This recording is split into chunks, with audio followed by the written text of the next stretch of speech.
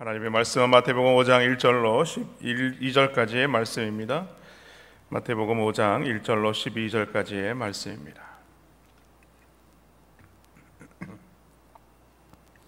우리 말씀을 찾으셨으면 저와 여러분이 한 절씩 교독하시겠습니다. 제가 먼저 읽겠습니다. 예수께서 무리를 보시고 산에 올라가 앉으시니 제자들이 나아온지라 입을 열어 가르쳐 이르시되 심령이 가난한 자는 복이 있나니 천국이 그들의 것이며 애통하는 자는 복이 있나니 그들이 위로를 받을 것이며 온유한 자는 복이 있나니 그들이 땅을 기업으로 받을 것이며 의에 줄이고 목마른 자는 복이 있나니 그들이 배부를 것이며 긍휼히 여기는 자는 복이 있나니 그들이 긍휼히 여김을 받을 것이며 마음이 청결한 자는 복이 있나니 그들이 하나님을 볼 것이며 화평하게 하는 자는 복이 있나니 그들이 하나님의 아들이라 일컬음을 받을 것이며 의를 위하여 박해를 받는 자는 복이 있나니 천국이 그들의 것이며 나로 말미암아 너희를 욕하고 박해하고 거짓으로 너희를 거슬러 모든 악한 말을 할 때에는 너희에게 복이 있나니 기뻐하고 즐거워하라. 하늘에서 너희의 상이 금이라. 너희 전에 있던 선지자들도 이같이 박해하였느니라. 아멘. 할렐루야. 주님의 이름으로 환영하고 축복합니다. 이 새벽에 또 아침을 깨우고 일찍 일어나서 또 말씀 가운데 나오는 모든 성도님들, 또 가정에서 예배하는 모든 우리 남부민주함께 속한 모든 권속들을 주님의 이름으로 축복합니다. 오늘은 긍휼히 여기는 자는 복이 있나니 라는 말씀으로 말씀을 함께 나누기 원합니다. 오늘은 5번째 시간입니다. 우리는 기독교를 십자가의 종교라고 합니다. 이 십자가를 보면 십자가는 2개의 기둥으로 이루어져 있습니다. 수직으로 서 있는 기둥과 수평으로 나뉘어져 있는 기둥이죠. 이 기둥이 교차하여서 십자가를 만들게 됩니다. 이런 십자가의 형태로부터 우리는 기독교의 신앙을 설명할 수가 있죠. 십자가의 수직 기둥은 하나님과 우리와의 회복되는 관계를 말씀드릴 수 있습니다. 그리고 십자가의 이 수평 기둥, 그것은 인간과의 회복된 이 관계를 상징한다고 할 수가 있습니다. 우리는 계속해서 이 주님이 말씀하신 이 산상수훈에서 이 팔복에 대해서 살펴보고 있는데요. 이 팔복들 중에서 앞에 나오는 이 4가지 축복, 어제까지 4가지 축복을 보았는데 이 4가지 축복은 이 하나님과의 이 관계가 회복된 사람들이 갖게 되는 그런 인격적인 특성을 나타내고 있습니다. 그리고 5번째 축복은요, 앞서 4가지의 축복을 통해서 이 하나님과의 바른 관계가 세워진 모든 성도들이 이제는 다른 사람들에 대해서 갖게 되는 이 삶의 인격적인 특성을 나타내는 것이라 할 수 있죠. 오늘 예수님은 긍휼히 여기는 자는 복이 있나니 그들이 긍휼히 여김을 받을 것이며 라고 말씀합니다. 그래서 오늘은 긍휼히 여겨야 하는 이유가 무엇인지 몇 가지로 함께 말씀을 살펴보려고 합니다. 먼저는 긍휼히 여기는 자가 복이 있는 것은 하나님은 긍휼이 풍성하신 분이기 때문에 그렇습니다. 여기서 긍휼히 여긴다고 할 때에 이 긍휼이란 단어는요, 원래 하나님의 성품을 말하는 것입니다. 즉 성경은 곳곳에서 우리 하나님을 어떻게 표현하고 있느냐, 긍휼이 하나님, 또 긍휼이 풍성하신 하나님이라고 묘사하는 것을 우리는 성경을 통해서 자주 목격할 수가 있습니다. 특별히 사도 바울은 이 에베소 교회에 편지를 하면서 하나님을 이렇게 표현을 합니다. 에베소서 2장 4절로 5절 말씀에 보면 긍휼이 풍성하신 하나님이 우리를 사랑하신 그 큰 사랑을 인하여 허물로 죽은 우리를 그리스도와 함께 살리셨고 라고 말씀하죠. 그렇습니다. 긍휼이란 무엇인가? 긍휼이란 불쌍히 여겨서 돌보아 준다라는 의미를 가지고 있습니다. 그러므로 긍휼이 풍성하신 하나님이란 어떤 하나님인가? 우리 인간들을 불쌍히 여겨서 돌보아 주시는 하나님이 바로 우리 하나님이 되신다라는 것이죠. 그리고 오늘 우리에게 주시는 이 팔복의 5번째 말씀 속에는 너희도 마땅히 하나님의 긍휼을 받은 것처럼 너희도 긍휼을 베푸는 자가 되어야 한다라는 것을 말하고 있는 것입니다. 다시 말해서 긍휼이야말로 우리가 참된 그리스도인인가 아닌가를 판단해주는 중요한 시금석이 된다는 것입니다. 디도서 3장 5절에 보면 이렇게 말씀합니다. 우리를 구원하시되 우리가 행한 바 의로운 행위로 말미암지 아니하고 오직 그의 긍휼하심을 따라 중생의 씻음과 성령의 새롭게 하심으로 하셨나니, 긍휼하심을 따라서 중생의 씻음과 성령의 새롭게 하심을 하셨다, 이렇게 말씀하고 있습니다. 우리가 예수 그리스도 안에서 구원받은 것은 무엇이냐? 바로 하나님의 이 긍휼하심을 쫓아서 된 것이다 라는 말씀이죠. 왜냐하면 우리는 죄와 허물로 죽었던 자들이었습니다. 하나님을 거역하고 자기 마음대로 그런 살아가던 자들이었어요. 이런 우리를 하나님은요, 예수 그리스도 안에서 아무런 조건 없이 용서하신 것입니다. 바로 그것이 긍휼이라는 말씀이죠. 그러므로 우리도 다른 사람에게 이 긍휼을 베풀 수 있어야 한다라는 것이 오늘 말씀의 요지입니다. 예수님은 바로 이런 의미에서 대단히 중요한 한 가지를 우리에게 비유로 말씀하고 있습니다. 마태복음 18장에 보면은 아주 배은망덕하고 어리석은 한 사람의 이야기가 나옵니다. 어떤 임금에게 1만 달란트라고 하는 엄청난 빚을 진 자에 대한 비유이죠. 당시 1달란트는요 6천 데나리온이나 됩니다. 이 1데나리온이 한 노동자의 하루의 품삯이라면 그가 6천일 동안 일해야 얻을 수 있는 것이 바로 1달란트입니다. 그러므로 1만 달란트라고 그러면 노동자가 몇 년을 일해서 벌어야 되느냐? 20만 년 동안 일을 해서 벌어야만 모을 수 있는 액이 바로 1만 달란트입니다. 이것은 상상도 할 수 없는 금액이죠. 결코 갚을 수 없는 아주 큰 금액이라는 것입니다. 그에게는요, 죽었다 깨어나도 이러한 모든 빚을 갚을 능력이 없는 것이죠. 그런데 임금은 그 종을 불쌍히 여깁니다. 그리고 그 빚을 다 탕감해 주었습니다. 다른 아무런 조건 없이 오직 긍휼히 여겨서 그 빚을 다 탕감해 준 거죠. 그런데 임금으로부터 그런 믿기 어려운 은총을 입은 자가 집으로 돌아가는 길에 자기에게 빚을 진 사람을 만나게 됩니다. 그 동료는 그 종에게 100데나리온, 그러니까 100일 동안 일해서 얻을 수 있는 금액이죠. 이 100데나리온을 빚을 진 자를 만나게 되죠. 그 종이 조금 전에 임금으로부터 탕감받은 그 1만 달란트와 그 동료가 지은 이 빚을 진 이 100데나리온은요, 이 비교할 수 없는 금액입니다. 그런데 이 종은 자기 동료를 어떻게 대하느냐? 왜 기일 내에 갚지 않느냐? 라고 하면서 그 동료를 옥에 가두게 되었다는 것이죠. 그리고 이 소식이 임금에게 들려지게 되었습니다. 그러자 임금은 분노해서 이 배은망덕한 종을 불러다가 다시 나올 수 없는 깊은 옥에 넣었다 하는 이야기입니다. 사랑하는 성도 여러분, 이 이야기는 결코 옛날 이야기의 한 토막이 아닙니다. 이 이야기는요, 바로 우리들의 이야기라고 할 수가 있어요. 여기 나오는 임금은 바로 긍휼이 풍성하신 하나님을 말씀하는 것입니다. 그리고 그 빚을 탕감받은 종은 누구를 가리키느냐? 바로 우리 자신을 가리키는 것입니다. 우리는 모두 다 하나님께 큰 죄를 지은 자들입니다. 우리 스스로 힘으로는요, 도무지 하나님께 나올 수 없는 자들이었어요. 구원을 얻을 수가 없는 자들이었습니다. 그래서 영원한 형벌과 멸망에 처할 수밖에 없는 그런 존재였다는 것이죠. 그래서 오늘 베드로전서 1장 18절로 19절은요, 우리가 어떤 존재였는데 우리가 어떻게 구원을 받았는가에 대해서 말씀하고 있습니다. 너희가 알거니와 너희 조상이 물려준 헛된 행실에서 대속함을 받은 것은 은이나 금같이 없어질 것으로 된 것이 아니요 오직 흠없고 점없는 어린 양 같은 그리스도의 보배로운 피로 된 것이라. 그러니까 우리의 구원은요, 우리의 대속은요, 다른 어떤 금이나 은으로서 살 수 있는 것이 아니라는 것입니다. 오직 예수 그리스도 어린 양의 필요성만 그것이 가능했다는 말씀이에요. 하나님은 오직 우리를 긍휼히 여기셔서 예수 그리스도의 보혈로 우리의 모든 죄를 용서하셨다라는 말씀입니다. 그런데 우리는 어떻습니까? 오늘 우리는 주변 사람들에게 조그만한 손해를 입어도 참지 못합니다. 그리고 다른 사람의 잘못을 용서해 주는데 너무나 인색해 한다는 거예요. 왜 그렇습니까? 그것은 우리가 하나님으로부터 이 긍휼하심을 입은 자라는 사실을 어떻게 했다? 망각하면서 살고 있기 때문이라는 거예요. 늘 잊어버리고 산다는 것입니다.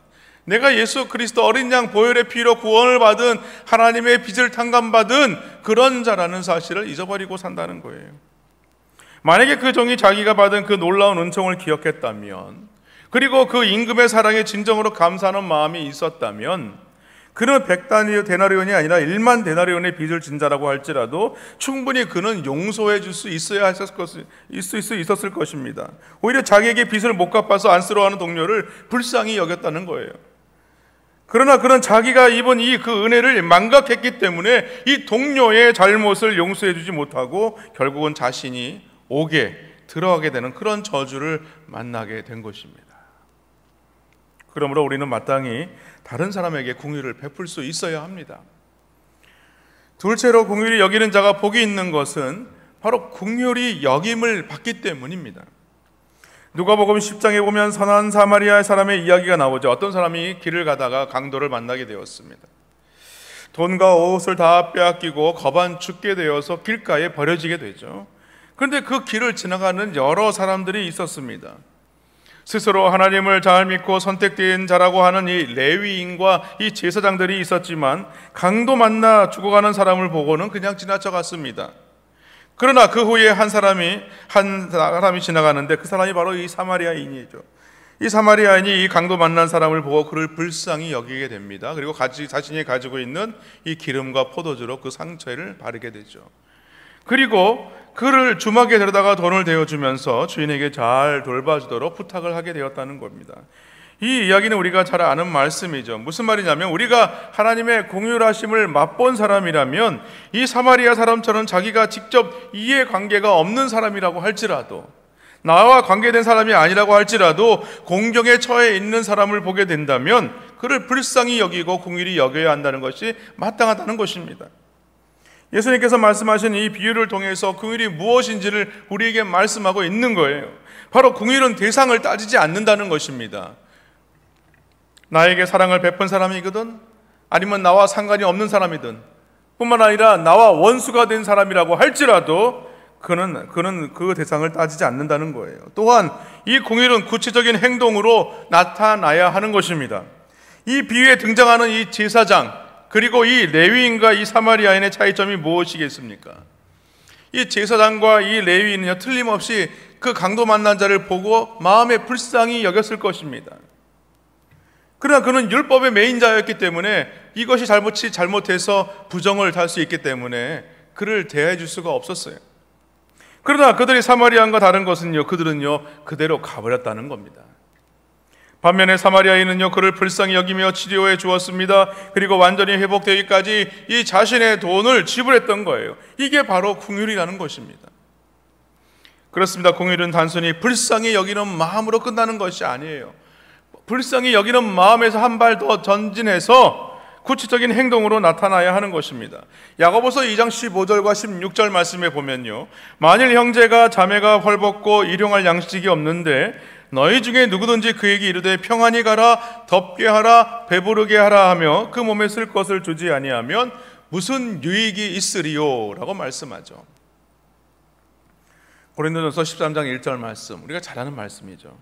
내가 사람의 방언과 천사의 말을 할지라도 사랑이 없으면 소리나는 구리와 울리는 꽹과리가 되고, 우리가 천사와 같은 음성으로 말한다고 할지라도 사랑이 없으면 아무 소용이 없다는 말씀이죠. 천사의 말을 하는 것보다 더 무엇이 중요하다? 말없이 이웃에게 가서 긍휼을 베푸는 것이 중요하다, 이 말입니다. 마태복음 23장에 보면요, 이 서기관과 이 바리새인들이 예수님께로부터 책망받는 이유가 나옵니다. 그들이 책망받는 이유가 무엇이냐? 그들에게 종교적인 열심이 없어서 책망을 받은 것이 아니었습니다. 그들은 모든 종교적인 이 행위에 있어서 철저히 준행하는 사람들이었습니다.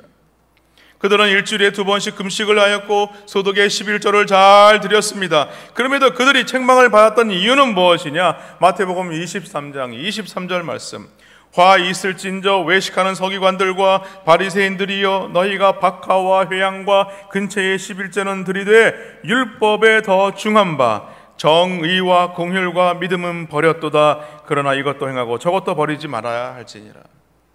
서기관들과 바리새인들이 철저한 신앙을 했지만은 무엇을 버렸다고 말씀하고 있습니까? 더 율법보다 더 중요한 것이 있는데 그것이 무엇이냐? 정의와 긍휼과 믿음을 버렸다는 거예요. 다시 말해서 긍휼이 없는 종교적인 행위는 외식하는 위선에 불과하다, 이 말입니다. 사도행전 9장에 보면요, 욥바의 다비다라고 하는 여제자가 나옵니다. 성경은 이 여인을 소개하면서 선행과 구제하는 일이 심히 많았다라고 성경은 기록하고 있어요. 그렇다고 이 여인이 넉넉한 삶을 사는 사람이냐? 그렇지 않습니다. 이 여인은 지식이 많거나 똑똑한 사람들도 아니었습니다. 그저 평범한 여인이었습니다. 그러나 그녀의 주변에는 늘 사람들이 모여드는 사람이었다는 것이죠. 왜냐하면 그는 나눌 줄 아는 사람이었습니다. 그리고 봉사할 줄 아는 사람이었습니다. 베풀 줄 아는 사람이었다는 거예요. 그래서 그녀 주위에는요, 그녀를 아끼는 사람들이 늘 함께 했습니다.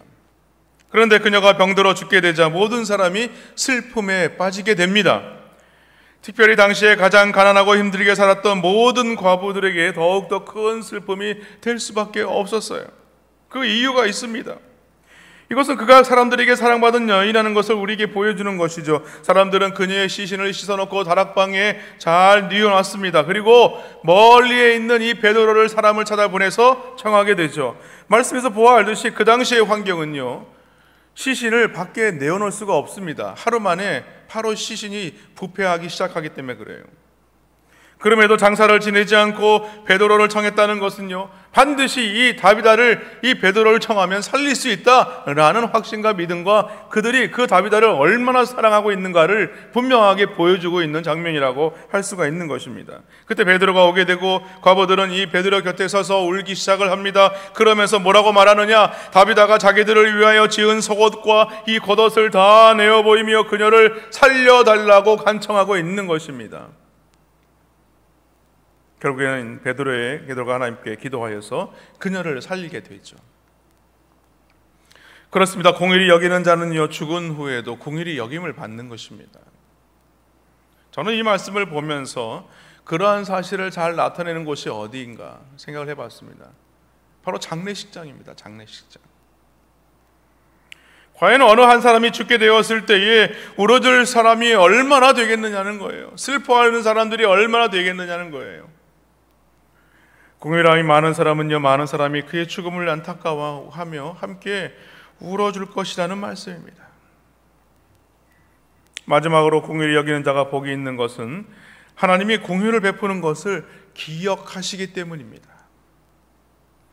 마태복음 10장 42절 말씀에 보면 이렇게 말씀합니다. 또 누구든지 제자의 이름으로 이 작은 자 중 하나에게 냉수 한 그릇이라도 주는 자는 내가 진실로 너희에게 이르노니 그 사람이 결탄코 상을 잃지 아니하리라 라고 말씀하죠. 왜 냉수 한 그릇을 주는데 왜 상을 잃지 않는다라고 말씀하는 것일까? 여러분, 냉수 한 그릇을 별스럽지 않게 생각을 합니다. 별것 아닌 것처럼 생각을 하죠. 그래서 실천하지 않을 수도 있다는 거예요. 그러나 이것은요, 냉수 한 그릇의 이 가치를 모르기 때문에 하는 겁니다. 여러분, 당시 팔레스타인 지형은 어떻습니까? 그 지역은 사막 기후입니다. 무더운 지역이에요. 그러므로 무더운 사막지대에서 이 냉수 한 그릇은요, 엄청난 것입니다. 그 냉수 한 그릇의 섬김은요, 사람의 목숨을 살리는 대단한 가치가 있는 것입니다. 어찌 보면 이 냉수 한 그릇을 대접하는 것은요, 마음만 먹으면 누구나 할 수 있는 일입니다. 그럼에도 예수님은요, 그것을 기억하시고 뭐라고 말씀합니까? 상을 주시겠다고 말하고 있는 거예요. 세상적인 시각에서는요, 작은 것은요, 별것 아닌 것처럼 보이기도 하고 그 작은 것을 우리가 쉽게 여길 수도 있다는 것입니다. 그러나 예수님은 언제나 작은 것에 늘 관심이 많았습니다. 이른 양 한 마리라든가 한 알의 미랄이라든가 또한 과부의 두 랩돈이라든가 또 오병이어 또 5개와 물고기 2마리라든가 냉수 한 그릇 또 어린아이 소자 과부 고아 나그네 이런 작은 것들에 대해서 관심을 가지셨고 소중하게 여기셨다는 것이죠. 그렇습니다. 한 번은요, 우리 예수님께서 성전에 앉아 계실 때의 일입니다. 한 과부가 두 랩돈을 헌금하는 모은 것을 보고 크게 칭찬을 하셨어요. 두 랩돈은요, 아주 지극히 적은 돈입니다. 그러나 우리 주님은요, 작은 것일지라도 깊은 관심을 가지신다는 것입니다. 사랑하는 성도 여러분, 우리 하나님은요, 작은 선행일지라도 그것을 기억하시고 상 주시는 분이심을 믿으시기를 바랍니다. 그러므로 우리는 가진 것이 적기 때문에 공의를 베풀 수 없다 이렇게 말해서는 안 되는 것입니다. 우리는 기도할 때도 마찬가지죠. 하나님께서 나에게 물질을 주시면 내가 더 하나님 앞에 헌신하겠습니다. 이건 기도가 바뀌어야 되는 것입니다. 하나님, 내가 하나님 앞에 헌신할 수 있도록 물질을 허락하여 주옵소서. 뿐만 아니라 우리가 적은 것을 가지고 있다 할지라도 적은 것 중에 하나님 앞에 드릴 수 있어야 하는 것입니다. 우리가 가지고 있는 작은 것이라도 나누게 될 때에 우리는 하나님으로부터 칭찬을 받게 된다는 사실을 믿으시기를 주님의 이름으로 축원합니다. 디모데전서 1장 2절에 보면요, 사도 바울이 디모데에게 이런 편지를 보내게 됩니다. 믿음 안에서 참 아들 된 디모데에게 편지하노니 하나님 아버지와 그리스도 예수 우리 주께로부터 은혜와 공율과 평강이 내게 있을지어다.